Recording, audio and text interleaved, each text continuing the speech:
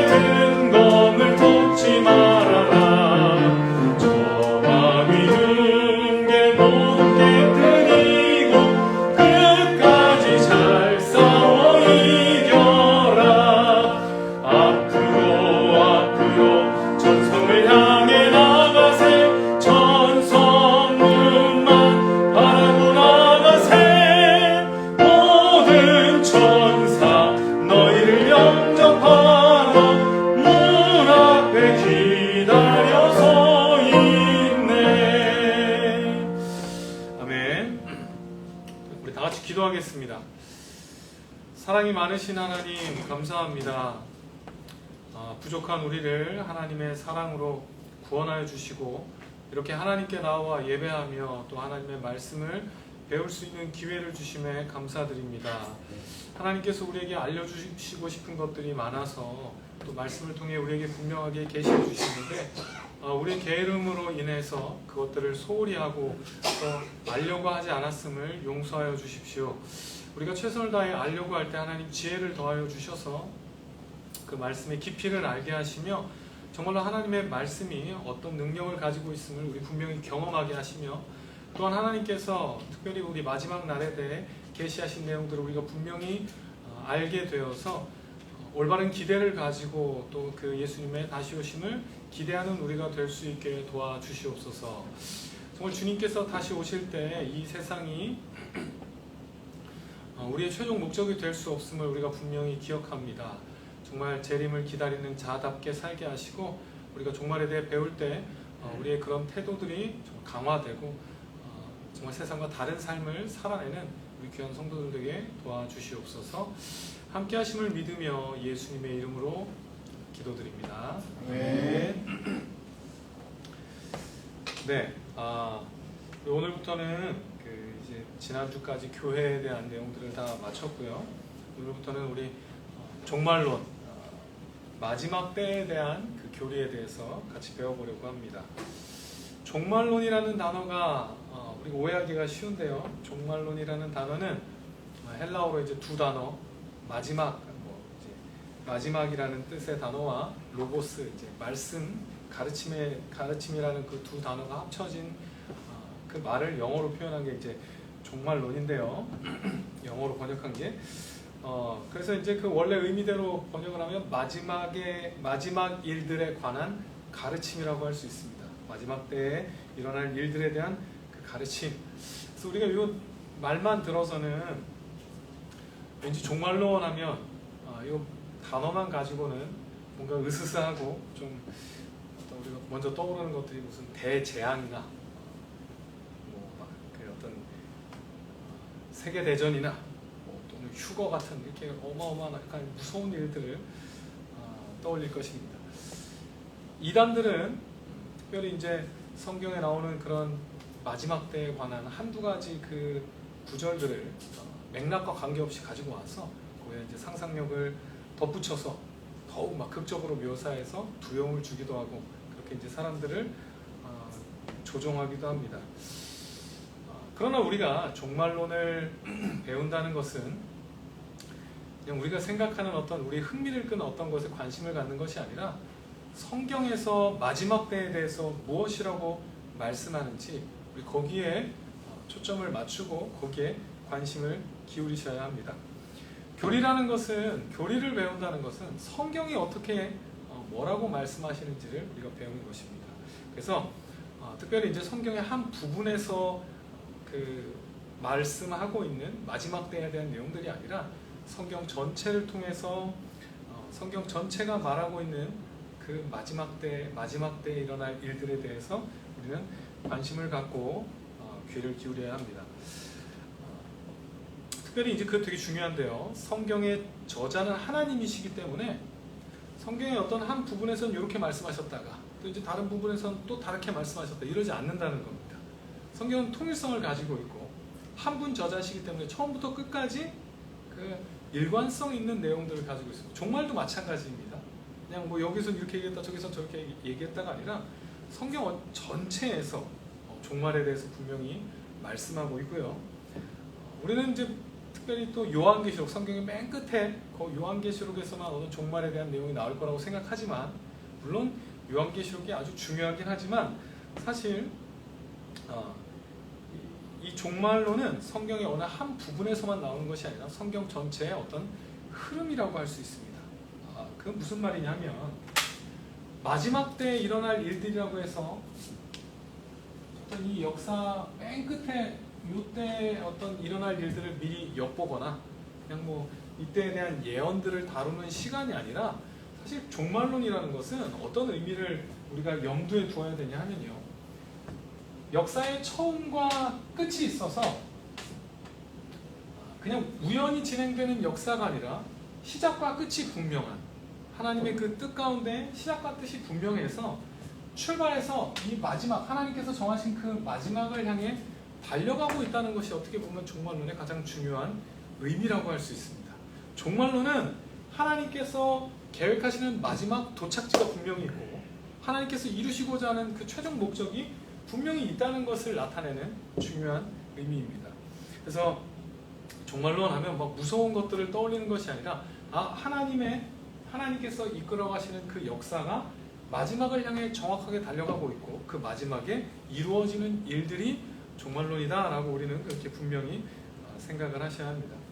이 역사의 의미를 그냥 한마디로 표현하면 구원 역사라고 할 수 있습니다.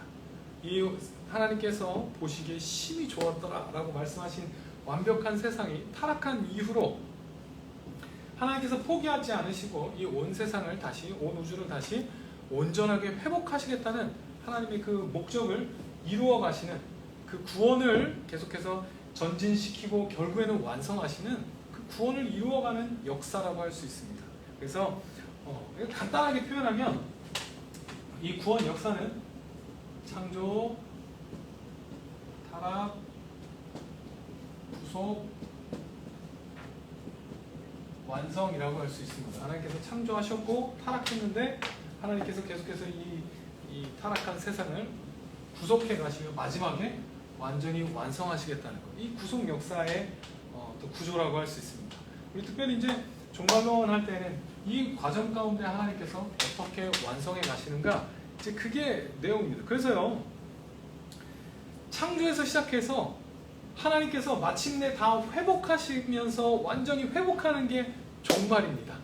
우리가 생각하는 어떤 그 두려움, 어떤 무서운 그런 어두운 이런 그림이 아니라 하나님께서 마침내 완전하게 완성시키는 것. 죄의 영향으로 왜곡되고 원래는 하나님의 의도와는 다르게 이렇게 어렵게 이렇게 엉망이 되어버린 이 세상을 하나님께서 다시 질서를 잡고 온전히 하나님께서 다스리시는, 통치하시는 그 하나님이 처음 의도하셨던 대로 완전하게 회복시키고 완성시키는 것이 종말입니다. 그래서 이건 사실은 어둡고 우울한 분위기가 될 수 없습니다. 이거 거기에 너무 초점을 맞춰서 그렇지, 원래는 종말론은 찬란한 그 마지막 종착점에 대한 그 내용을 배우는 겁니다. 물론 뭐 이게 심판에 대한 내용들이 분명히 있지만 그 심판마저도 그저 심판 자체가 목적이 아니라 그 심판을 통해 정화시키고 이제 죄악된 부분들을 다 제거하고 마침내 이제 하나님의 원래 뜻대로 완성하는 것이 이 구속 역사의 마지막이고, 이제 그게 우리가 다룰 종말론입니다. 그래서 어두운 내용이 아니라는 것, 오히려 하나님께서 약속하신 것들을 다 완전히 완성하시고 그 약속을 지키시고 완전히 회복하시는 그 마지막에 대한 내용들을 우리가 배우는 것임을 염두에 두시고 이 내용에 들어가면 좋을 것 같습니다. 일단 그 종말론은 창세기 3장 15절에서 시작한다고 할 수 있습니다. 하나님께서 온전하게 세상을 창조하시고 그런데 이제 아담이 뱀으로 말미암아 타락하게 됐죠. 그래서 반란을 일으키게 된 그 상황에서 하나님께서 그냥 심판으로 끝내지 않으시고 내가 다시 구원하겠다는 그 약속, 제가 읽어드리겠습니다. 창세기 3장 15절. 내가 너로 여자와 원수가 되게 하고 내 후손도 여자의 후손과 원수가 되게 하리니 여자의 후손은 내 머리를 상하게 할 것이요 너는 그의 발꿈치를 상하게 할 것이니라 하시고, 이렇게 하나님께서 회복하시겠다는 그 약속을 주시는 거예요. 여기서 시작을 하는 겁니다. 그리고 그 약속이 이제 진행되는 겁니다. 처음에는 여자의 후손이었다가 이제 그게 조금 더 진행돼서 좀 더 구체화된 게 이제 아브라함의 후손이고요. 더 나아가서 다윗의 후손이고 이제 더 나아가서 계속해서 오실 메시아, 특별히 이제 더 구체적으로 나타납니다. 왕의 역할을 감당할 메시아, 제사장, 선지자 역할을, 이 삼중직을 감당할 그 메시아, 이렇게 점점 메시아에 대한 그 내용, 하나님의 그 약속에 대한 내용이 구체화되고, 그리고 마침내 그것을 이루어지는 게 이제 이 구속 역사인데요. 구약 성경은 바로 이런 그 메시아에 대한 기대로 가득 차 있습니다. 구약의 백성들은 그 메시아를 아주 애타게 기다렸고요. 하나님께서 그 메시아를 통해 가져오실 그 회복들을 기다리고 있었습니다. 몇 가지만 제가 말씀을 드리면요. 이사야 7장 13, 14절에는 처녀의 몸에서 메시아가 태어날 거다 이렇게 예언하고 있습니다. 저는 이런 예언 볼 때마다 참 재밌는 것 같습니다. 구약이 이제 아주 구체적으로 메시아에 대해서 예언을 하고 있는데 여기서는 처녀의 몸에서 태어날 거다라고 예언을 하고 있고요. 미가서 5장 5절에서 20절에는 아예 구체적으로 베들레헴에서 그 작은 동네에서 메시아가 날 거다, 지역도 예언하고 있고요. 신명기 18장 15절에서는 모세와 같은 선지자로 하나님이 보내주실 거다라고 이렇게 또 선지자로 오실 메시아에 대해 예언하고 있고요. 시편 110편 4절에서 보면 멜기세덱의 서열을 따르는 제사장으로서의 또 메시아에 대해서 예언을 하고 있습니다. 사무엘하 7장 2절에서 16절에서는 다윗의 아들로 오는 왕으로서의 그 오실 메시아를 또 예언하고 있습니다. 이렇게 구약 성경 전체를 통해서 어떤 분이 어디서 어떻게 어떤 사역들을 감당하러 오시는가를 구약 곳곳에서 예언하고 있고요. 그런 기대를 가지고 구약 성경은 진행하고 있습니다. 또한 우리 먼저 그래서 구약의 이제 기대를 조금 생각해 보면, 먼저 메시아에 대한, 구약에서는 메시아에 대한, 종말하면 이 구약의 사람들은 메시아를 기대한 겁니다. 또 마지막 때에 메시아가 오셔서 그 모든 것들을 다 회복하실 것이다. 메시아에 대한 기대가 있었습니다. 또 하나는 하나님의 나라입니다. 하나님 나라. 메시아에 대한 기대와 함께 메시아가 가지고 오는 하나님의 나라를 또 기대합니다. 그 메시아가 이제 다스릴 그 통치를 기대하는 겁니다. 대표적으로 이제 다니엘서 2장에 보면 거기 이제 그 느부갓네살 왕이 바벨론 왕 느부갓네살이 이제 꿈을 통해서 여러 왕국에 대한 어떤 그 예언을 보게 됩니다. 이제 뭐 실제 역사 가운데 이제 그런 왕국들이 막 나타나요. 그리고 마지막에는 이게 돌로 굴러오는 돌로 표현된 그 영원한 나라가 세워질 것을 이제 예언을 하는데요. 그 예언을 이제 다니엘이 해석을 하는데요.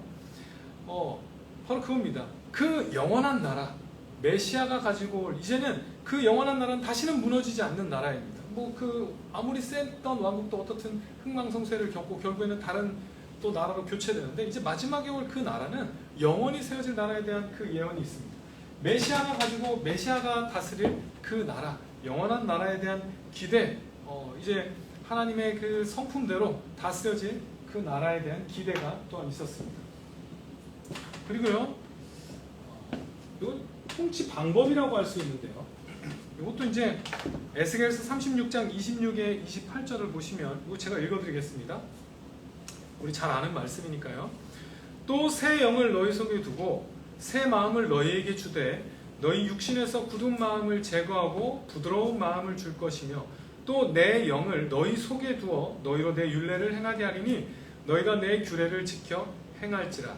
내가 너희 조상들에게 준 땅에서 너희가 거주하면서 내 백성이 되고 나는 너희 하나님이 되리라.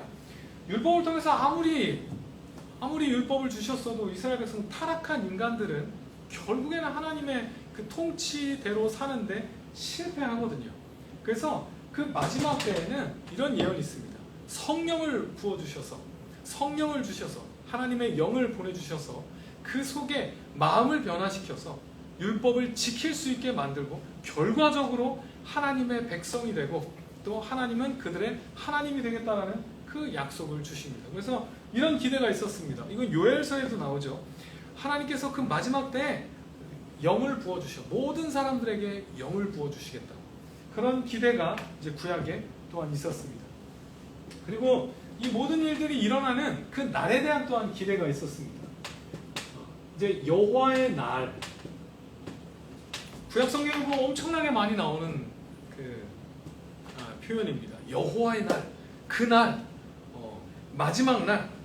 미가서 4장 1절에 보면 끝날에 이르러 여호와의 전의 산이 산들의 꼭대기에 굳게 서며 작은 산들 위에 뛰어나고 민족들이 그리로 몰려갈 것이다. 끝날에 이런 일이 일어난다. 또 뭐 이사야서 2장 2절에도 보면 말일에 여호와의 전의 산이 모든 산 꼭대기에 굳게 설 것이요 마지막 날, 말일 또는 끝날. 그리고 뭐 요엘서 아까 말씀드렸던 요엘서 2장 28절에서 그날에 내가 내 영을, 이건 이제 그 앞에 보면 여호와의 날이라고 나오거든요. 그 날을 기다렸습니다. 그 날에 이 메시아가 오시고요, 하나님의 나라가 임하고요, 그리고 성령을 부어주신 그 모든 날, 그 날을 기다린 겁니다. 이 날은 이제 많은 선지서들에 나오는데요. 이 날은 어떻게 묘사되냐면 크게 말하면 두 가지입니다. 심판과 구원의 날이라고 할 수 있습니다. 그 날을 기다린 겁니다. 이 마지막 날 일단 기본적인 이미지는 무서운 날입니다. 하나님께서 마지막에 심판하시고, 왜냐하면 지금 타락한 세상이거든요. 그래서 그 세상을 다 심판하시고 잘못된 것을 바로 잡으시고 공의로 이제 통치하시는 그 날. 근데요, 심판 자체가 목적이 아니라 이것들을 통해서 이 타락한 세상 가운데서 핍박받고 있고 힘들게 살아가는 하나님의 백성을 구원하시는 날이기도 한 겁니다. 그래서 이 날은 두 가지입니다. 심판하시고 또 하나님의 백성은 구원하시는 그 날, 최종적으로 하나님의 백성을 구원하시는 그 날. 그래서 구약 백성은 이 날을 또한 기다렸습니다. 이건 이제 다 같은 요소들인데요. 이제 그것들을 한 번에 기다린 겁니다. 이 날에 메시아가 오셔서 이 하나님의 통치를 시작하실 거고, 그리고 성령이 임해서 모든 사람들 가운데 영을 주셔서 다 순종하게, 그 통치에 순종하게, 통치가 온전히 이루어지도록 하실 것이다 라는 어떤 이런 기대들을 가지고 있었습니다. 하나 더 하면요, 새 하늘과 새 땅입니다. 이사야서에 보면 65장 17절에 보면, 이것도 제가 읽어드리겠습니다. 보라, 내가 새 하늘과 새 땅을 창조하나니 이전 것은 기억되거나 마음에 생각나지 아니할 것이라. 이제 죄로 인해 타락한 마음에 생각나지 아니할 것이라. 그렇습니다. 그러니까 새 하늘과 새 땅, 이제 예전과는 다른 새 하늘과 새 땅을 하나님께서 가져올 것. 요거 이사야서에서 뭐라고 묘사하냐면, 이거 되게 재밌습니다. 이리가 어린 양과 함께 살고, 표범이 어린 염소와 누우고, 사자가 소처럼 풀을 먹고, 젖먹는 아이가 독사의 구멍에 손을 넣기도 하는 그런 완전한 평화 속에, 완전한 조화 속에 회복되는 그 세계, 새 하늘과 새 땅을 이사야서는 예언하고 있습니다. 이 외에도 이제 굉장히 많은 구절들이, 사실 구약의 백성들은 이 기대를 가지고 살았던 겁니다. 그날이 빨리 와야 되는데, 그날에 이제 이 모든 것들을, 이 억울함들을 다 풀어주는 온전한 회복이 있어야 되는데, 완전히 새로운 세상이 생길 것인데, 요 날을 이렇게 기대하고 있었던 겁니다. 그리고 이제 신약 성경에서는 때가 참해, 진짜 이제 때가 된 겁니다. 그리고 그 날이 다가온 겁니다. 약속된 여자의 후손, 또 아브라함의 후손이면서 그 왕이자 선지자자 제사장인 다윗의 후손으로 그 예수님께서 실제로 베들레헴에서, 그죠? 베들레헴에서 또 그 처녀의 자궁을 통해서 그렇게 이제 태어나게 된 겁니다. 실제로 이제 그 메시아가 기다렸던, 구약의 백성들이 기다렸던, 그렇게 모든 성경을 아는 사람이라면 누구나 기다리고 있었던 그 메시아가 실제로 오신 것입니다. 그리고 예수님께서는 이렇게 외치십니다. 회개하라, 하나님의 나라가 가까이 왔다. 이제 진짜로 하나님의 나라, 이제 다 그대로 이루어지는 겁니다. 실제로요, 예수님께서 그렇게 하십니다. 이 귀신을 쫓아내시면서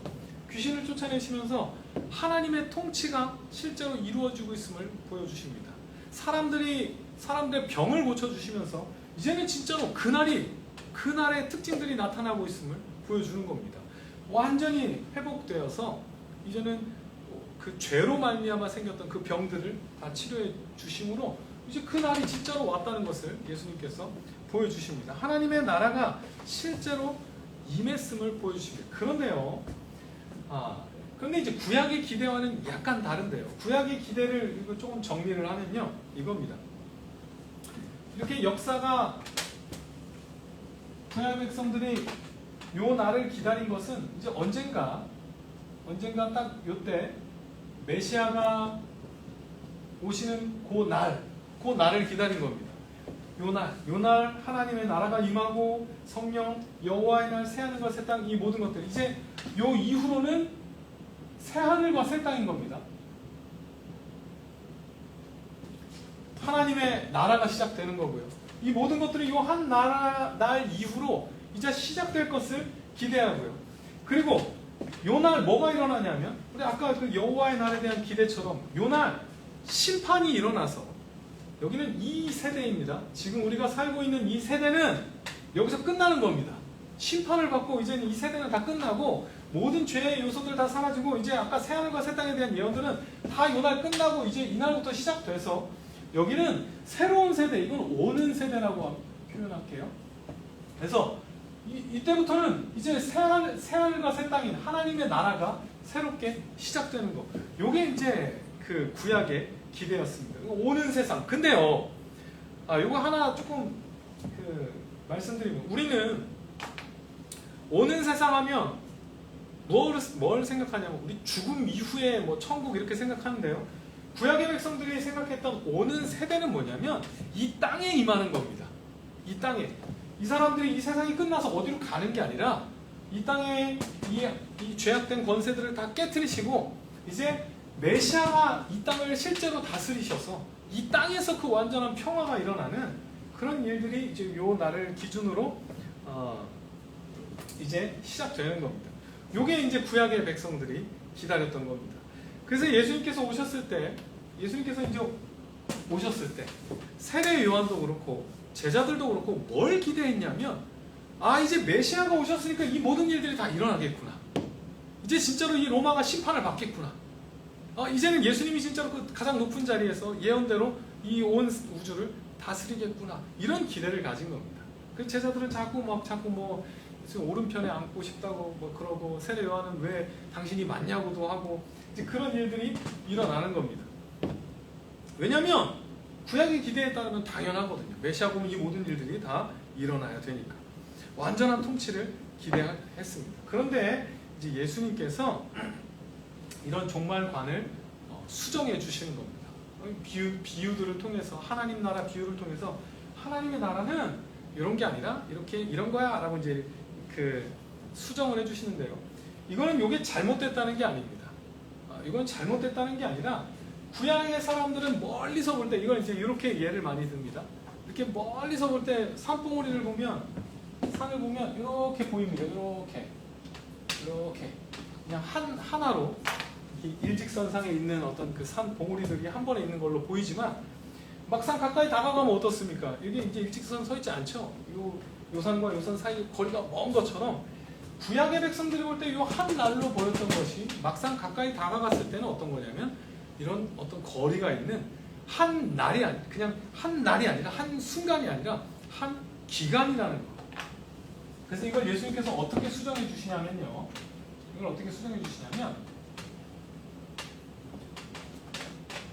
일단 메시아가 오셨습니다. 그러면 이 세대가 끝나야 되는데, 이 세대가 안 끝납니다. 이 세대가 안 끝나요. 그냥 계속 갑니다. 계속 가요. 이 세대가 아직 안 끝나고 계속 갑니다. 그리고 메시아가 오심으로, 그런데 하나님의 나라는 시작합니다. 하나님의 통치는 시작되고, 그 영원한 나라는 이미 시작이 된 겁니다. 이렇게. 그리고 그럼 언제 끝나냐? 이 세대는 언제 끝나냐? 오는 세대는 여기 이제 시작된 겁니다. 오는 세대는.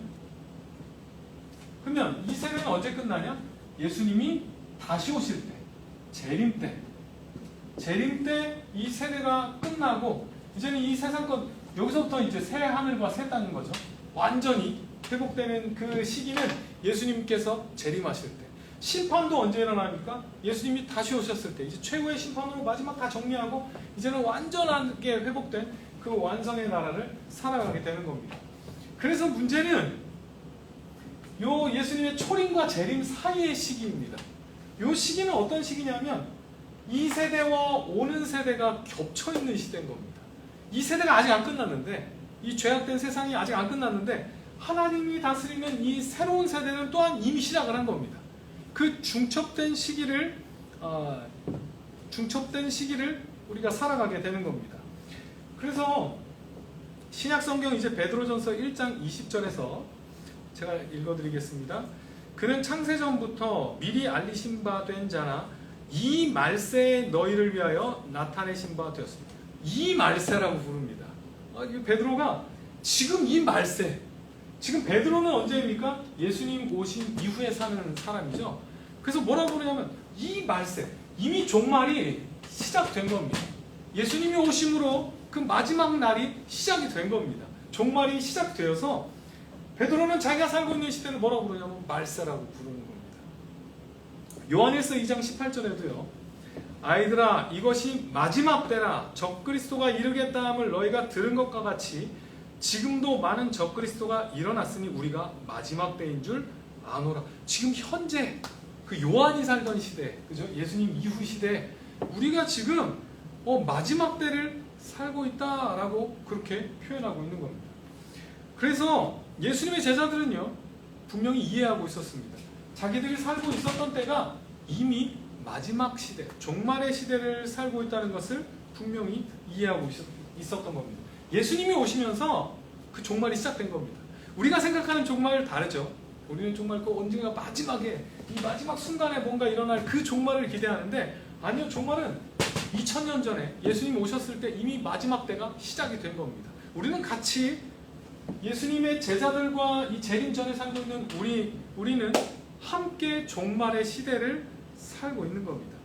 제자들이 그걸 이해하고 있었고요. 그래서 종말을 사는 사람들답게 살았던 겁니다. 이제 우리는요, 뭘 기다리냐면 완성될 하나님의 나라를 기다리는 겁니다. 근데 아직 시작 안 한 거 아닙니다. 아직 그 시작 안 한 게 아니라 우리는 이미 요 내용들을 미리 맛보고 있습니다. 마지막 때에 일어날 일들이 실제로 일어났기에 그게 완성되지 않았을 뿐이지 우리는 맛보고 있습니다. 성령으로 말미암아 진짜로 하나님의 백성됨이 어떤 것인지를 경험하고 있고요. 진짜로 하나님의 통치가 얼마나 좋은 것인지를 우리는 실제로 경험을 하고 있는 겁니다. 그래서 우리는 그 마지막 때의 것들을 맛보는 시대를 우리가 살아가고 있고요. 그래서 성경에서는 보증이라고 표현합니다. 니네 미리 맛보고 있다. 그건 미리 맛보고 있다. 또한 그것은 또한 보증이라고 표현하는 것은 미리 맛볼 뿐 아니라 확신을 주는 겁니다. 예수님께서 이미 오셨기 때문에 또한 재림에 대한 우리는 확신을 가질 수가 있는 겁니다. 예수님께서 이미 이 모든 것들을 성취하고 부활하셨기 때문에 우리도 또한 마지막 때에 부활할 것을 확신할 수 있는 겁니다. 우리는 구약의 시대의 사람들보다 훨씬 더 믿기 좋은 시대와 상황을 살아가고 있는 겁니다. 이미 한번 오셨기 때문에, 이미 한번 오셔서 내가 다시 올 거라고 약속하고 가셨기 때문에 우리는 훨씬 더 믿기 좋은 그런 시대를 살아갑니다. 그런데 우리가 실제로 우리가 지금 이 현실을 살아가면서 저는 가장 큰 문제는 그거라고 생각합니다. 마치 이 시대는 어떤 이 과학적 세계관이 너무 지배하고 있어서 역사라는 것이 어떤 의미도 없고 목적도 없고 그저 우연에 의해서 흘러가고 있고 시작도 끝도 없는 어딘가로 그냥 아무도 모르는 어딘가로 우연에 의해 끌려가는 그런 역사를 살고 있다고 자꾸 우리도 그렇게 세뇌하고 있습니다. 그래서 우리도 너무 당연하게 목적이 없는 역사라고 생각하고 목적이 없는 역사일 때 우연히 생겨나고 우연에 이끌려가는 그런 역사라면 우리는 이 시기를 살아갈 때 당연히 내가 살아있는 동안에 최대한 행복을 누리는 게 인생의 목적이 될 수밖에 없습니다. 역사에 뭐 의미와 목적이 없기 때문에 어딘가로 가는 게 아니라 그냥 존재하다 사라지는 거라면 그렇게 살고 있지 않습니까? 근데 문제는 그리스도인들은 우리 이 역사가 분명한 하나님의 뜻대로 이끌어져 왔고 또한 이끌어져 가고 있음을 믿고 사는 사람들입니다.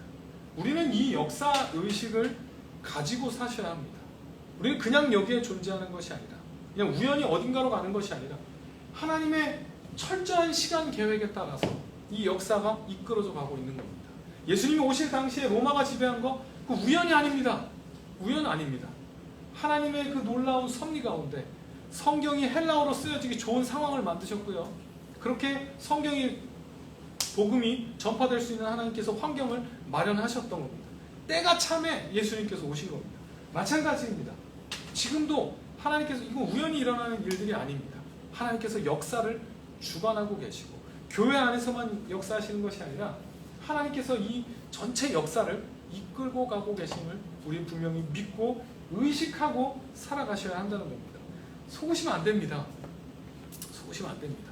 이 역사의 주인은 하나님이시고 하나님께서 주권을 가지고 계시고 우리는 그래서 그 하나님의 목표와 똑같은 곳을 향해 달려가셔야 합니다. 하나님의 목적과 같은 곳을 바라보고 달려가셔야 합니다. 하나님을 믿는다고 하면서 하나님께서 이렇게 가려고 하시는데 우리는 딴 방향으로 가려고 한다면 이건 굉장히 큰 죄를 짓고 있는 겁니다. 우리의 목적을 분명히 하셔야 합니다. 우리의 역사를 의식하셔서 진짜로 하나님의 목적이 요 잠깐 살아가는 이 세상에서 다 누리는 것이 아니라 완성될 그 나라를 꿈꾸며 살도록 우리를 요 시기에 살게 하셨다면 우리 거기에 맞는 삶을 사셔야 한다는 것입니다. 전 두 가지만 말씀드리고 싶습니다. 첫 번째는 우리 무엇보다 재림을 소망하셨으면 좋겠습니다. 요즘에 중고등부 친구들 가르치면서 참 어려운 게 아이들이 그 재림에 대한 소망이 너무 없다는 겁니다. 그냥 이 땅이 너무 중요해서 너무 바빠서 너무 대학이 중요하고 그래서 진짜로 재림에 대한 어떤 기대와 소망 이런 걸 생각할 틈도 없는 것 같습니다. 근데 우리도 마찬가지입니다. 진짜로 재림에 대한 소망이 구약 백성들이 메시아를 기다렸던 것처럼 우리도 간절한 마음으로 그 재림을 기다리셔야 합니다. 우리 최종 목적이 이 땅이 아니지 않습니까? 이 땅에서의 삶이 아니지 않습니까? 우리 예수님 다시 오심을 정말로 간절히 기다려야 하고요. 또한 진짜로 소망이 되지 않는다면 기도하셔야 합니다. 진짜로 그때를 기다릴 수 있게 해달라고. 정말로 아직 이미 시작됐고 아직 끝나지 않은, 이 완성되지 않은 그 하나님 나라를 살아가는 사람답게 그걸 의식하고 기다릴 수 있게 해달라고 우리 분명히 기도하셔야 합니다. 그게 그 기대가 첫 번째라면요. 또한 두 번째는요. 여기에 맞는 사람들다운 어떤 의식을 가지고 살아가셔야 합니다. 요 시기에 가장 중요한, 이거는 이제 뭐 나중에 기회가 되면 내용이 나오면 또 설명을 할 텐데요. 요 시기에 가장 중요한 의미는 그겁니다. 예수님께서 비유로 들려주신 이 시기에 대한 가장 중요한 의미는 요 때부터 요 때까지 모으는 시기라고 표현하고 계십니다. 모으는 시기. 그리고 예수님 다시 오셨을 때는 골라내는 시기, 심판하는 시기. 요 시기는 모으는 시기입니다. 우리가 지금 그 시기에 살고 있는 겁니다. 이 시기는 구원의 시기이고요. 하나님께서 사람들을 구원으로 모으시는 시기입니다. 우리가 그 시기에 존재하고 있다는 것, 그 역할을 잘 감당해야 한다는 겁니다. 그냥 말로만 하나님 나라가 시작됐어가 아니라 실제로 모으는 시기, 성령께서 도우시는 시기, 하나님의 그 의도대로 돌아가는 시기라는 걸 우리 분명히 안다면 열심히 모으는 일에 힘쓰셔야 합니다. 뭐 구원하시는 것은 하나님께 달려 있습니다. 그러나 우리의 의무는 분명합니다. 모아야 합니다. 최선을 다해서 교회에 데려다 놓고 하나님께서 구원하시기를 소망하며 모으는 일에 힘쓰는 바로 그 시기입니다. 우리 그 마지막 기회를, 우리 하나님을 모르는 사람들이 이 시기에 그 기회를 잡을 수 있도록 우리 최선을 다해 또한 그 역할을 감당하셔야 합니다. 우리 꼭 잊지 않으셨으면 좋겠습니다. 우리가 뭐 잘 아무리 배워도 저는 그렇게 생각합니다. 아무리 다 알고 있어도 우리가 재림을 소망하지 않는다면 이거는 아는 게 무슨 의미가 있겠습니까? 우리가 하나님 나라가 이미 시작됐다는 걸 다 알면서도 그것과 상관없이 산다면, 이 세상 원리대로 산다면 그 무슨 의미가 있겠습니까? 우리 진짜로 그 재림을 소망하며 또한 이 중첩된 시기의 삶에 맞는 태도로 정말 사람들을 또 하나님께로 이끄는 그 일에 최선을 다하는, 그 일을 잘 감당하는 우리 부름교회 성도님들이 되셨으면 좋겠습니다. 주말에 대해서 잘 배워서 우리 잘 준비하는 우리가 됐으면 좋겠습니다. 기도하겠습니다.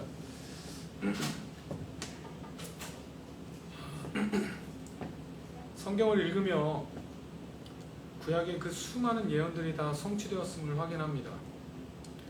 하나님께서 여전히 그렇게 성취하시면서 이 역사를 이끌어 가심을 또한 우리가 믿습니다. 우리 그 믿음에 합당한 삶을 살 수 있게 도와주십시오. 실제적으로 믿어서 그 재림을 기다리게 하시며 그 최후의 그 완성을 소망하게 하시며 또 거기에 맞는 삶을 살아가는 우리가 되게 도와주십시오. 함께 하심을 믿으며 예수님의 이름으로 기도드렸습니다. 아멘. 주님께서 가르쳐 주신 기도로 수요 감사 마치겠습니다. 하늘에 계신 우리 아버지의 이름을 거룩하게 하시며 아버지의 나라가 오게 하시며 아버지의 뜻이 하늘에서와 같이 땅에서도 이루어지게 하소서. 오늘 우리에게 일용할 양식을 주시고 우리가 우리에게 잘못한 사람을 용서하여 준 것 같이 우리 죄를 용서하여 주시고 우리를 시험에 빠지지 않게 하시고 악에서 구하소서. 나라와 권능과 영광이 영원히 아버지의 것입니다. 아멘.